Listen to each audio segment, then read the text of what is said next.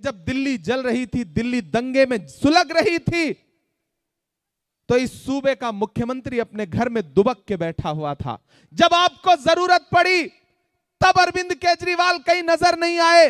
मुझे यहां खूरे जी के लोग बताएं कि जब संभल में लाशें बिछ रही थी तो कोई अरविंद केजरीवाल निकला अपने घर से?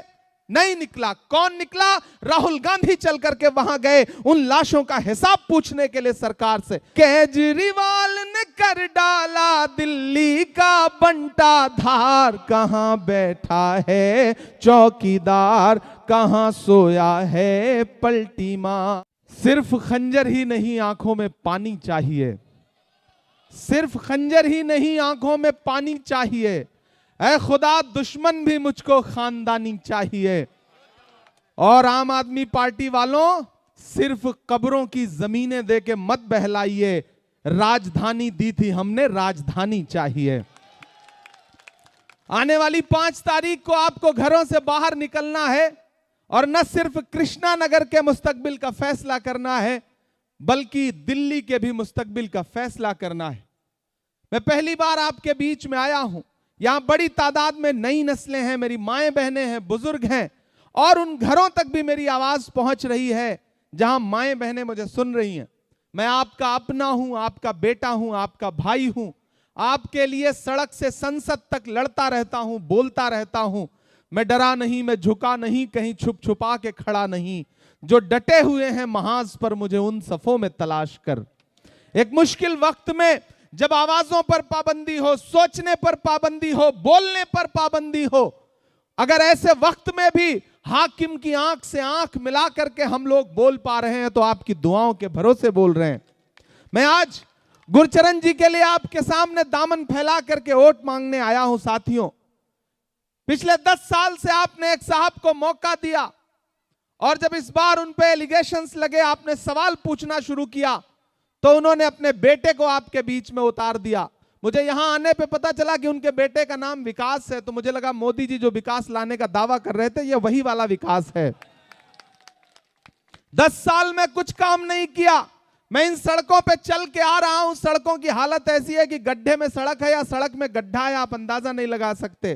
कोई काम नहीं किया। इन सड़कों पर चलिए अगर पैदल भी, तो आपको ऐसे सफर करना पड़ेगा जैसे आप सफर कर रहे हो या आखिरी सफर कर रहे हो, पता ही नहीं लग सकता। ऐसे में साथियों, यह बदलाव का वक्त है। गुरचरण सिंह राजू जी को आप सारे लोग जानते हैं, आपके अपने हैं, आपके बीच में इन्होंने काम किया है और यह पूरा इलेक्शन आपके ऊपर डिपेंड है। आप जिस तरफ चल पड़ेंगे, हवाएं उस तरफ चल पड़ेंगी, यह कहने के लिए आपके बीच में आया हूं। और मेरे अपने लोगों, मेरे अपने समाज के लोगों में आपसे खुसूसी तौर पर एक बात कहना चाहता हूं। पिछले 10 साल में आपने झोली भर भर के आम आदमी पार्टी को वोट दिया, झोली भर भर के, नहीं मांगा तब भी दिया। और उसकी अहमियत यह हुई, उसका हश्र यह हुआ कि जब दिल्ली जल रही थी, दिल्ली दंगे में सुलग रही थी, तो इस सूबे का मुख्यमंत्री अपने घर में दुबक के बैठा हुआ था। जब आपको जरूरत पड़ी तब अरविंद केजरीवाल कहीं नजर नहीं आए। मुझे यहां खूरे जी के लोग बताएं कि जब संभल में लाशें बिछ रही थी तो कोई अरविंद केजरीवाल निकला अपने घर से? नहीं निकला। कौन निकला? राहुल गांधी चल करके वहां गए उन लाशों का हिसाब पूछने के लिए सरकार से। जब हाथरस में दलित बिटिया के साथ बलात्कार हुआ तो कोई अरविंद केजरीवाल निकला? कोई नरेंद्र मोदी निकले? नहीं निकले। कौन निकला? राहुल गांधी निकले, प्रियंका गांधी निकले, उस परिवार के पास पहुंचे। जब मणिपुर में बेटियों को बिना कपड़ों के परेड कराई जा रही थी तब निकला कोई अरविंद केजरीवाल? नहीं निकला। निकले कोई नरेंद्र मोदी? नहीं निकले। कौन निकला? राहुल गांधी निकले, मणिपुर जाकर के लोगों को अपने सीने से लगाया, उनके आंसू पोंछने का काम किया। मैं आपके जमीर को झकझोरते हुए यह कहना चाहता हूं कि अगर दिल्ली में लगी हुई आग की लपटें बुझाने के लिए राहुल गांधी खड़ा है, अगर संभल में लाशों का हिसाब पूछने के लिए राहुल गांधी खड़ा है, अगर हाथरस में दलित बिटिया के लिए राहुल गांधी खड़ा है, अगर मणिपुर में बेटियों के लिए राहुल गांधी खड़ा है, अगर कन्याकुमारी से कश्मीर तक 4000 किलोमीटर पैदल चलता हुआ राहुल गांधी खड़ा है, तो फिर वोट अगर किसी बहुरूपिये को देंगे आप, तो फिर आप अपने जमीर के साथ नाइंसाफी करेंगे।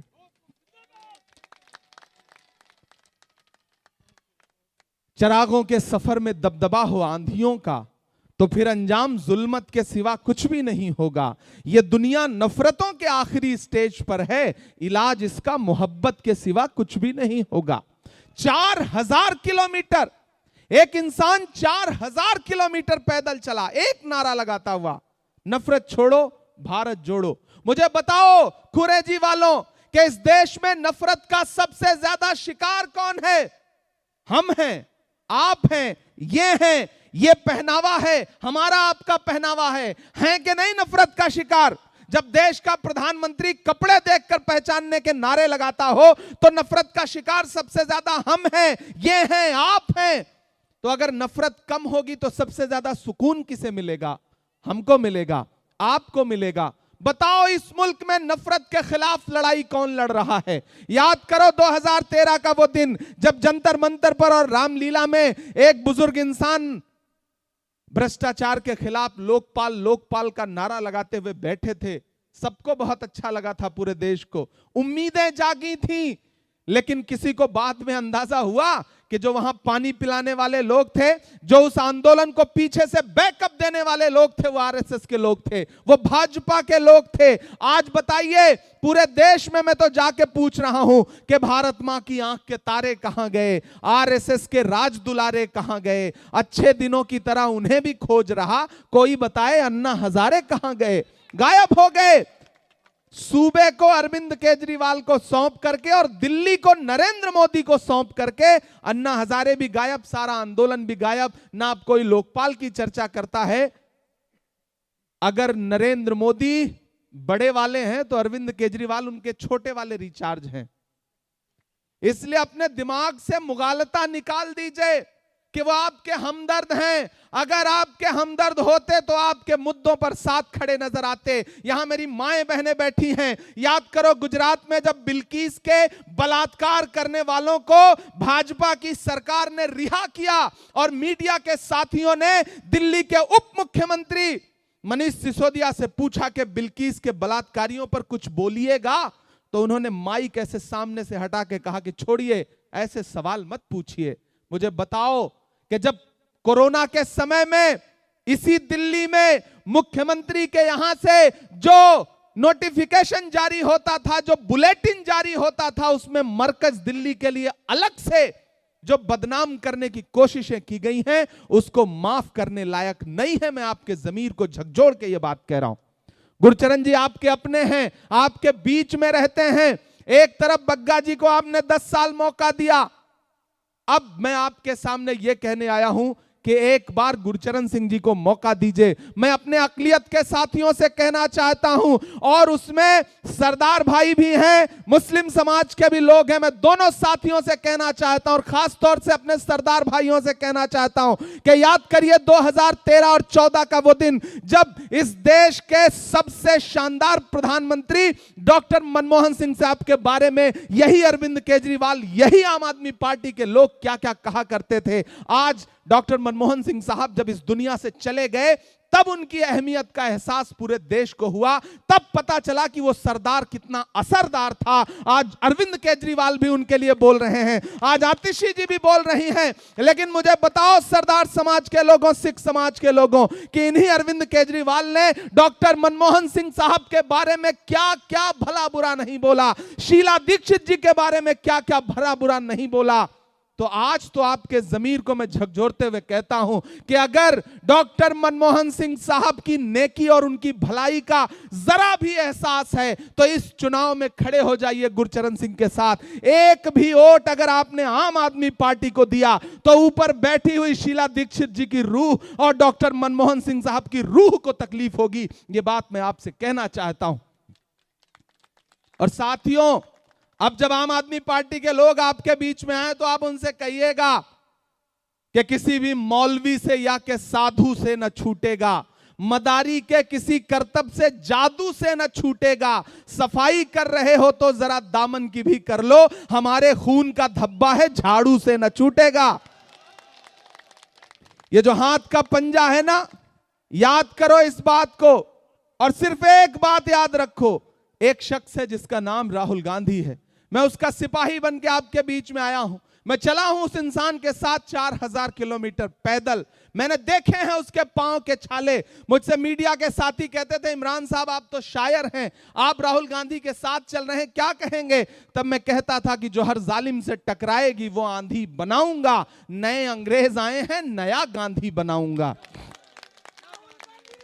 सिर्फ एक बात जहन में रखिए, एक तरफ नरेंद्र मोदी हैं, एक तरफ अरविंद केजरीवाल जैसे बहुरूपिये खड़े हैं और दूसरी तरफ एक अकेला मर्द मुजाहिद खड़ा है जिसका नाम राहुल गांधी है, जो इस मुल्क में एक नारा लगा रहा है कि मुझे नफरत के बाजार में मोहब्बत की दुकान खोलनी है। यह इलेक्शन उसकी मोहब्बत के नाम, यह इलेक्शन उसके प्रत्याशी बनाए गए गुरचरण सिंह जी के नाम। गुरचरण सिंह जी राजू को दिया गया आपका वोट सिर्फ इन्हें नहीं मिलेगा, मोहब्बत के उस मसीहा को मिलेगा जिसका नाम राहुल गांधी है, प्रियंका गांधी को मिलेगा, मल्लिकार्जुन खड़गे को मिलेगा, डॉक्टर मनमोहन सिंह साहब को सच्ची श्रद्धांजलि होगी आपका वोट, और आपका दिया गया एक एक वोट आपके इस बेटे इमरान प्रतापगढ़ी पे आपका एहसान होगा। यह गुजारिश करने के लिए आपके बीच में आया हूं। साथियों, आप मेरे अपने हैं, मेरी शायरी सुनते रहते हैं, मुझे मोहब्बत करते हैं, मेरे लिए दुआ करते हैं। आपकी इन्हीं दुआओं का सदका है कि मैं देश की पार्लियामेंट में बैठता हूं और वहां भी हाकिम की आंख से आंख मिला करके बिना डरे हुए बोलता हूं, उससे सवाल पूछता हूं कि कहां सोया है चौकीदार, कहां सोया है चौकीदार। आप थक तो नहीं गए? पिछले 2-3 घंटे से आप सारे लोग बैठे हैं, तो मुझे लगना चाहिए कि आप थके नहीं हैं। इस तरफ जो साथी खड़े हैं और उधर भी जो लोग खड़े हैं, चौकीदार का नाम आते ही आप समझ जाते हैं किसकी बात हो रही है, लेकिन अगली बार जिसका नाम आएगा उस पर भी आपको समझ के बताना पड़ेगा कि कहां सोया है चौकीदार, कहां बैठा है पलटी मार। पलटी मार कौन है आप जानते हैं ना? बहुत समझदार लोग हैं, मैं नाम नहीं लूंगा, नहीं आप जान जाएंगे कि मैं केजरीवाल जी की बात कर रहा हूं। कहां सोया है चौकीदार, कहां बैठा है पलटी मार। केजरीवाल ने कर डाला दिल्ली का बंटा धार, कहां बैठा है चौकीदार, कहां सोया है पलटी मार। एक ने चाय बेची, दूसरे ने शराब, दोनों में कंपटीशन चल रहा है कि चाय बेचने वाला पूरा भारत बेच रहा है, इसी काम में हासिल उसे महारत बेच रहा है। कि रेल बिक गई, तेल बिक गया, बिका हवाई अड्डा, सब कुछ बिकता देख के खुश हैं अपने जेपी नड्डा। कि जनता महंगाई की मारी करती हाहाकार, कहां सोया है चौकीदार, कहां बैठा है पलटी मार। खुरेजी वालों, आखिर में एक बात आपसे कहता हूं, जहन नशीन कर लेना मेरी बात को, कि जब तक शेर अपनी कहानियां खुद लिखना नहीं सीखेंगे तब तक शिकारी अपनी कहानियों में खुद को महान बताते रहेंगे। ना हम सफर न किसी हम नशी से निकलेगा, हमारे पांव का कांटा हम ही से निकलेगा। वतन की रेत मुझे एड़ियां रगड़ने दे, मुझे यकीन है पानी यहीं से निकलेगा। आपके उन ओंठों की जो अहमियत खत्म हुई है उसे फिर से पैदा करिए। किसी फिल्म का एक डायलॉग है कि आग को पानी का डर बना रहना चाहिए, तो आम आदमी पार्टी को आपके वोटों की अहमियत का एहसास बना रहना चाहिए। ये इस इलेक्शन में दिखा दीजिए। भाई गुरचरण सिंह राजू जी को 5 तारीख को घर से बाहर निकलिए, अपना एक एक वोट दे के आइए, उठाइए अपना एक एक हाथ, मुझे यकीन दिलाइए कि आने वाली 5 तारीख को घरों से बाहर जाएंगे, इन्हें अपना एक एक वोट देंगे और कृष्णा नगर से एमएलए बना करके इन्हें असेंबली में पहुंचाएंगे। मैं आपसे वादा करता हूं कि इंशाअल्लाह 8 तारीख को रिजल्ट आएगा, ये विधायक बनेंगे तो फिर यहीं पर एक मंच लगेगा और मैं आपका शुक्रिया अदा करने के लिए आऊंगा और उस दिन जितनी शायरी आप चाहेंगे मैं आपको सुनाऊंगा, क्योंकि 2 सभाओं के लिए निकलना है। आगे अभी 2 सभाएं और मुझे नांगलोई जट पहुंचना है, बहुत दूर है, 2 घंटे का सफर है, तो इसलिए आप सबसे इजाजत लेता हूं। इंशाअल्लाह चूंकि अजान का वक्त होने जा रहा है तो मैं, अच्छा एक और सुनाना पड़ेगा। हाँ, चचा ने भी, रऊफ चचा ने भी कहा है कि कोई शायरी सुना दीजिए। कि मत समझना डराने से डर जाएंगे। मत समझ, उसी तरह सुनिए जैसे सुनते हैं आप लोग, मुझे ये ना लगे कि आप लोग थक गए। कि मत समझना डराने से डर जाएंगे, अब के सारी हदों से गुजर जाएंगे। कमजोर तालियां हैं, फिर से पढ़ता हूं। कि मत समझना डराने से डर जाएंगे, अब के सारी हदों से गुजर जाएंगे। मौत के नाम का खौफ देता है क्यों, मौत के नाम का खौफ देता है क्यों। मौत जिस रोज आएगी मर जाएंगे। मत समझना कि हमने जमजम दिया, आबे गंगा दिया, तुमने भारत को दंगा ही दंगा दिया। आप खुरेजी वालों तैयार रहना। अजान शुरू हुई? नहीं, अभी नहीं शुरू हुई। कि हमने जमजम दिया, आबे गंगा दिया, तुमने भारत को दंगा ही दंगा दिया। तुमने एक रंग के ख्वाब देखे, मगर हमने हिंदुस्तान को तिरंगा दिया। ये तिरंगा बदन पर लपेटे हुए एक दिन इस जमीन में उतर जाए।